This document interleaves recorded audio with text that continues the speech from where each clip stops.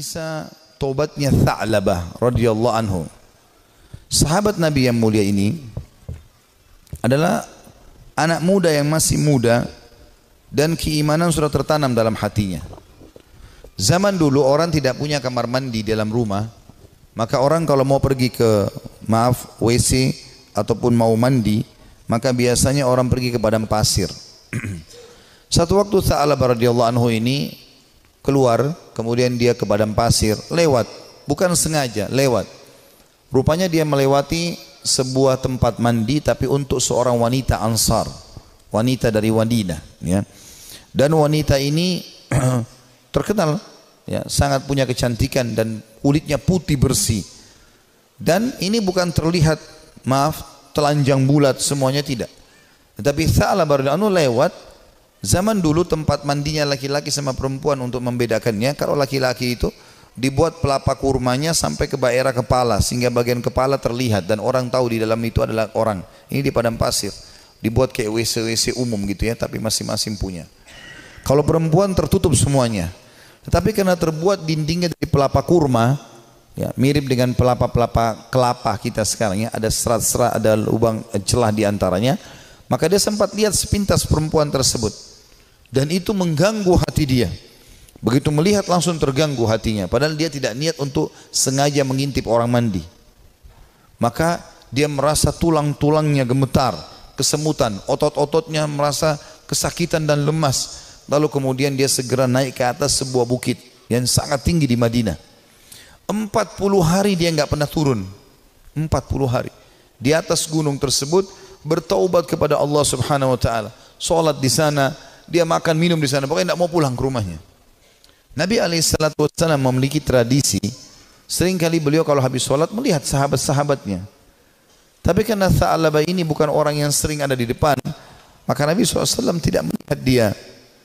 Jibril alaihissalam datang setelah 40 hari dari masa perbuatan Tha'labah ini radhiyallahu anhu, mengatakan, hai Muhammad, Allah memerintahkan kau untuk memanggil Tha'labah yang sedang berada di atas gunung karena dia merasa bersalah dengan dosanya. Maka Nabi SAW mengutus beberapa sahabat mencari Tha'labah, ditemuilah, lalu dibawa. Begitu masuk ke dalam masjid, dia keringat dingin, wajahnya memerah, kehitam-hitaman, ketakutan sekali. Kata Nabi SAW, ada apa dengan engkau hai Tha'labah?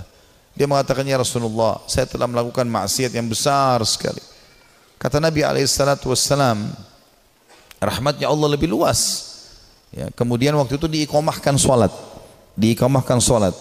maka solat Nabi SAW bersama para sahabat Tha'labah pun ada. Sementara solat Nabi SAW membaca ayat tentang neraka, maka Tha'labah pun pingsan dalam solatnya, pingsan. Setelah itu habis solat para sahabat menyampaikan, Nabi SAW datang membangunkan. Setelah bangun kata Nabi SAW, ada apa dengan kau hai Tha'labah? Ya Rasulullah, saya melakukan dosa yang sangat besar bagi saya. Selama 40 hari saya merasa terus dihantui dengan ketakutan atau diselimuti dengan ketakutan ini. Merasa luar biasa, ya.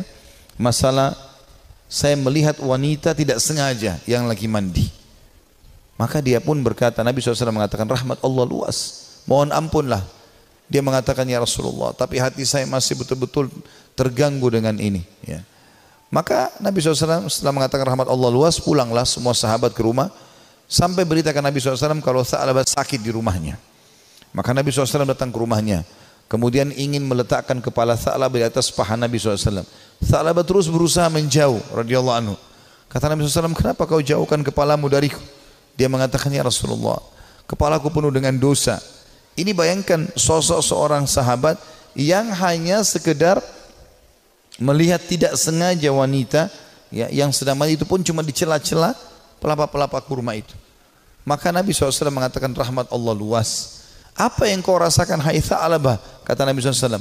Kata Tha'labah, ya Rasulullah, semenjak saya lakukan perbuatan tersebut, hatiku rasanya seperti sedang direngut, ya, seperti ditekan dengan sesuatu.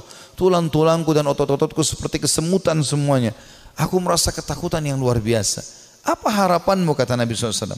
Dia bilang, harapanku agar Allah memaafkan semua dosa-dosaku. Ya, bukan cuma itu saja, aku memaafkan, mohon supaya Allah maafkan semua kesalahanku. Maka Nabi SAW mendapat wahyu dari Jibril AS. Jibril mengatakan, sampaikan kepada Tha'labah, hai Muhammad, kalau Allah sudah memaafkan bukan cuma itu tapi semua dosanya. Maka Nabi SAW mengatakan, hai Tha'labah, terimalah berita gembira, karena sungguhnya Tuhanmu Allah telah memaafkanmu, dan ini Jibril datang menyampaikan wahyu itu.